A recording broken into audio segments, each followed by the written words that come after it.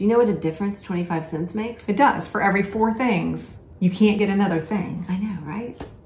I mean, it's not that bad if you're just going in for one item, but the other day, I went in for 13 items.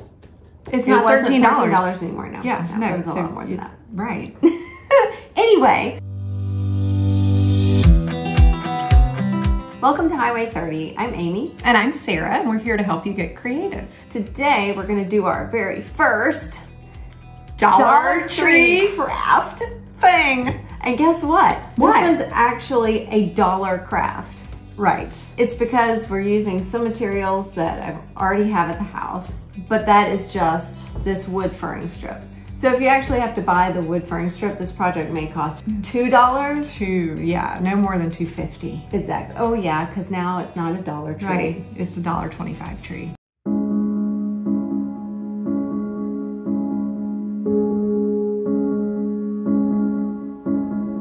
Actually, when I bought this Dollar Tree item, it was still $1. So yeah, It'll be $1.25 now, but we're just gonna skip right past that and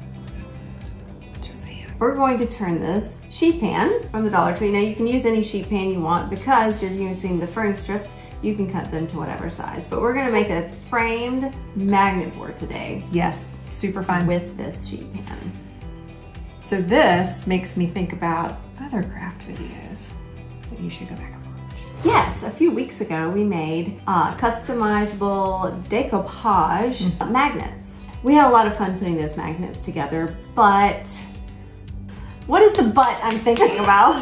You don't want magnets everywhere. Yes, or on my refrigerator. Right. I need other places to put the magnets because you don't, you know, a bedroom. I also don't want to just hang a metal thing up in my bedroom. So we've got to make it pretty for that. It's got to be a crafty thing. Yeah. Yeah. Let's go out to the workshop. We're going to cut the wood. We're going to paint the sheet pan and do a few things and make this look really nice so we can have a magnet board for the bedroom. For the magnets. Or whatever, man. It'll be fun. Let's go. All right, let's go. Here we go. Time for paint.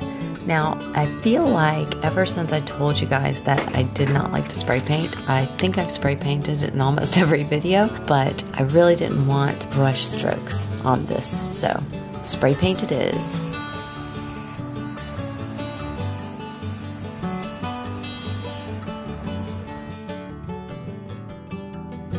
For the frame, I started with a full-length furring strip, and I just cut it down to some manageable size pieces.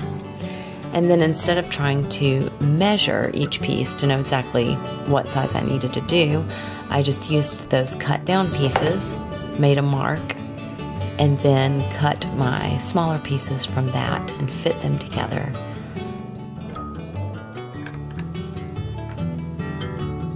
I decided after looking at it that the overlaps needed to be on the shorter side because I'm going to hang this on the wall, portrait instead of landscape.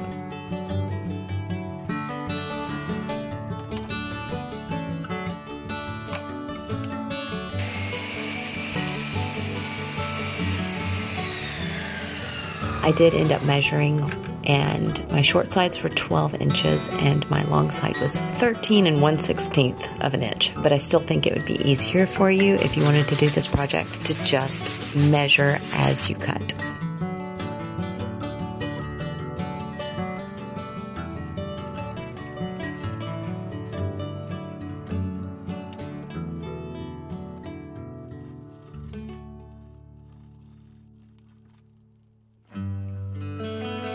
Now I'm going to use my favorite paint and water combination to do a faux stain on this wood. A few weeks ago, I used the same technique on the nightstands that I made for my daughter's room. If you didn't see that video, you can check it out below.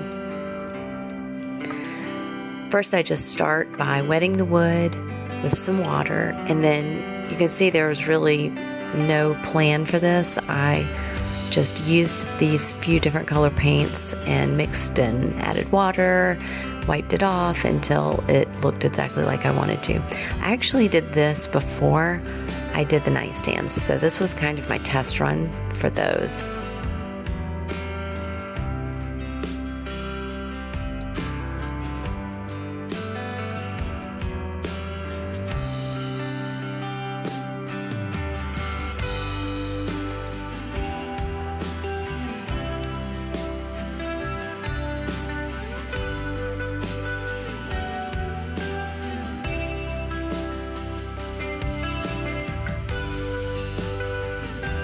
By adding this lighter color on top, I give it the pickled or whitewashed look that matches the bed.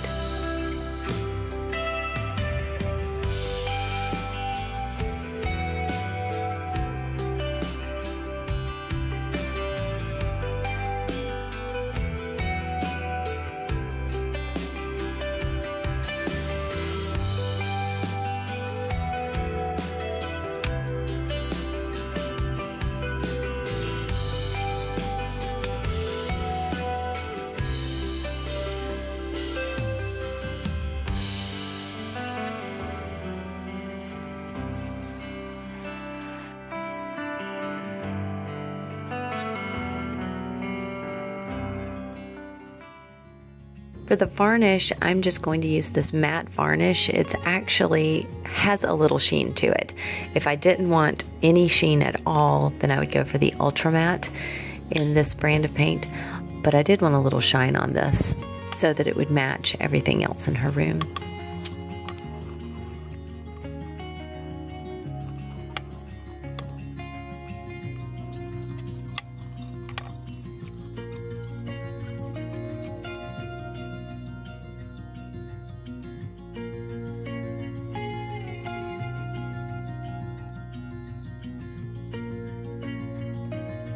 I went ahead and added some of the same varnish onto the board because I figured that it needed to be sealed and protected from the magnets that are going to be used on it.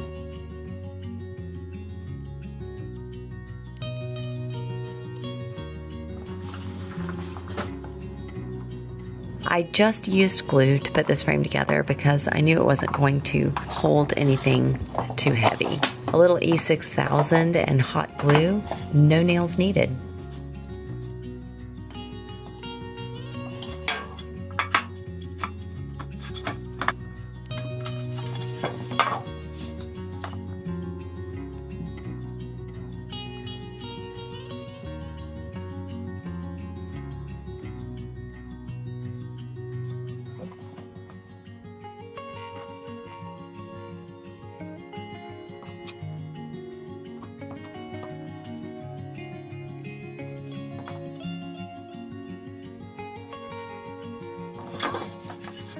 This is where the lip on the baking sheet comes in really handy.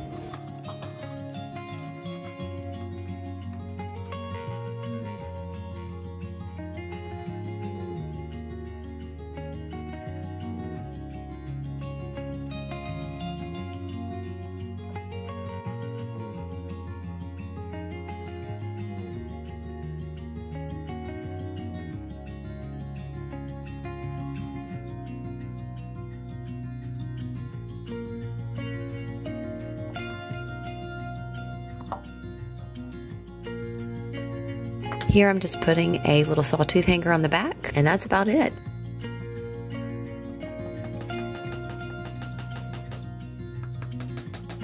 Hope you enjoyed watching this craft today, and we'll see you next time.